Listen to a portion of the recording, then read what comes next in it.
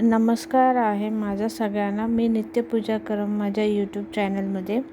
आज आपण बोलणार आहे महालक्ष्मी पूजेबद्दल, जी गुरुवारच्या मार्गशीर्ष महिन्यामध्ये केलं जातं.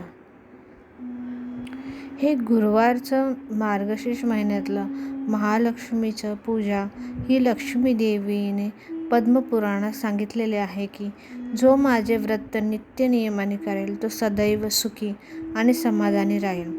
गुरुवार हा श्री दत्तगुरूंचा भक्तांचा उपासना करण्याचा दिवस असल्याने याला अजूनच महत्त्व आहे.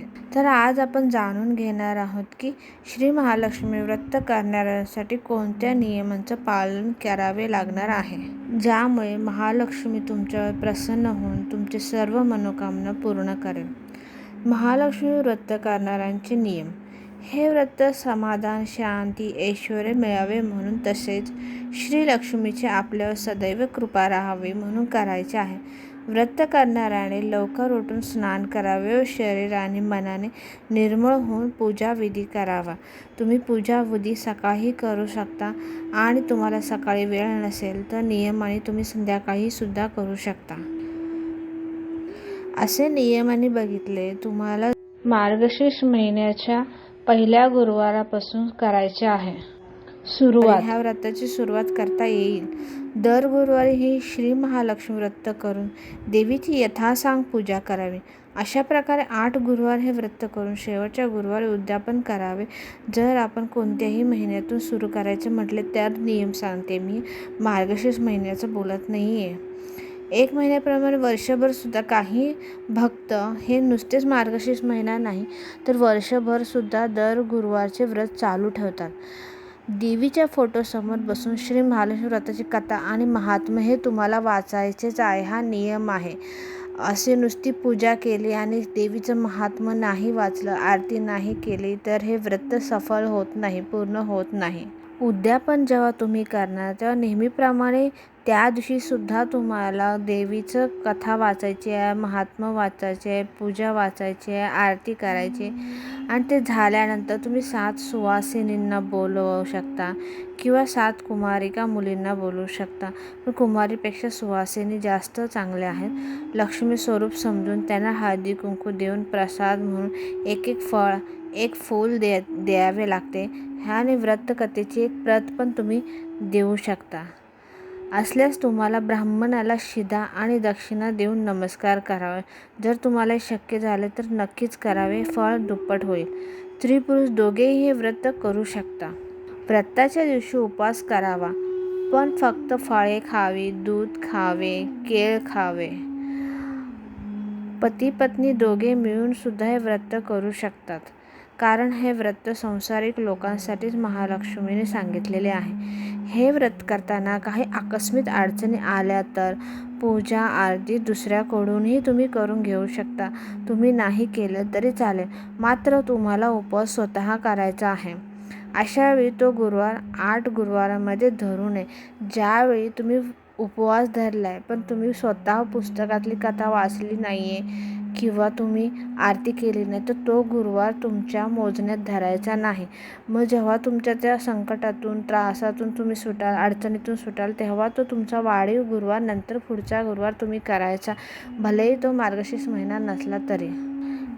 एकादशी, शिवरात्र किंवा अन्य कोणत्याही उपवासाच्या दिवशी गुरुवार आला तर मग फक्त पूजा आरती करायला हरकत नाही.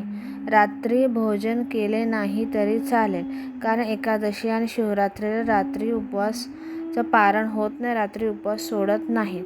म्हणून तुम्ही त्यावेळी रात्री भोजन नाही केलं तर चालेल, पण व्रत तुम्हाला करायचे, पूजा करायचे, सर्व करायचे. काही कारणास्तव ज्यांना दिवसा हे व्रत करता येत नसेल त्यांनी ते संध्याकाळी रात्री केले तरी चालेल. फक्त दिवसभर त्यांनी उपवास हा फलाहाराचाच करायचा आहे. हा नियम आहे. व्रत व पूजा, श्री महालक्ष्मी कथा ऐकल्यास शेजारी पाजारी यांना जरूर बोलवावे. मात्र एकाग्र व शांत चित्ताने महात्म्य वाचावे व शांतता एकाग्रता असल्यास पोथी वाचन चालू असताना श्री महालक्ष्मीच्या अप्रत्यक्षरित्या अस्तित्व जाणवते. काही जणांचं असं असतं की पोथी एक वाचतायत, बाकीचे घरात फिरताय, स्वयंपाक चालू आहे, असं नाही होत. जेव्हा पोथी वाचायला सुरू होईल तेव्हा घरातल्या सर्वच मंडळांनी देवासमोर बसून ते देवीचं महात्म्य आणि देवीची कथा जरूर ऐकावी. व्रताची सुरुवात मार्गशीर्ष महिन्यातल्या पहिल्या गुरुवारी करून 4 गुरुवार हे व्रत करावे. कधी 4 येते तर कधी कधी 5 गुरुवार सुद्धा येतात. पण ह्या गुरुवारचे महालक्ष्मी गुरुवारचे व्रताची सुरुवात तुम्हाला कधीही मार्गशीर्ष महिन्यातल्या पहिल्या गुरुवारीच करायची आहे. आणि तुम्हाला जे वर्षभर जरी ठेवायचं असलं तरी त्याची सुरुवात ही तुम्हाला मार्गशीर्ष महिन्यातल्या पहिल्या गुरुवारीच करायची आहे.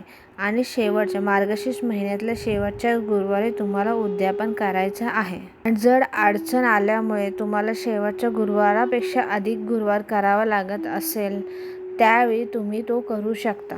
आणि रात्री ग्रास गाईला घास काढून तो गाईला भरवल्याशिवाय घरातल्या मंडळांनी जेवायचं नाही. इव्हन स्वतः व्रत ज्याचं आहे त्यांनी सुद्धा जेवायचं नाही.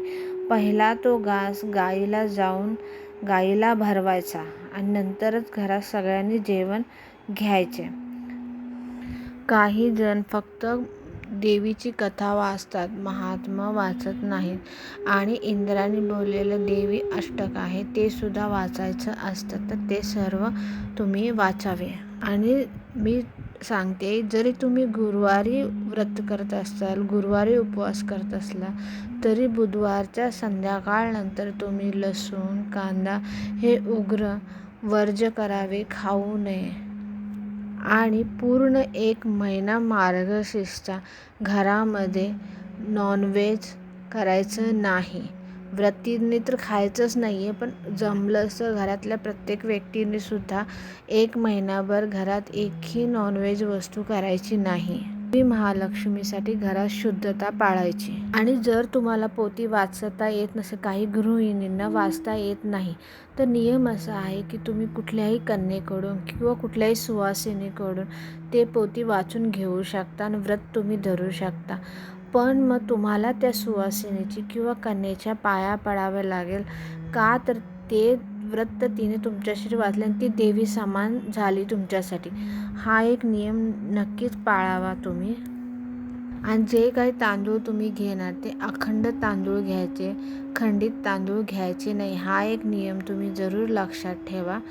तर हे सर्व छोटे छोटे नियम आहेत, नक्कीच तुम्ही ह्याचे पाळावेत आणि तुमच्यावरती महालक्ष्मी प्रसन्न हो, हीच श्री महालक्ष्मी नारायणाच्या चरणी प्रार्थना. नमस्कार. ओम नमः शिवाय.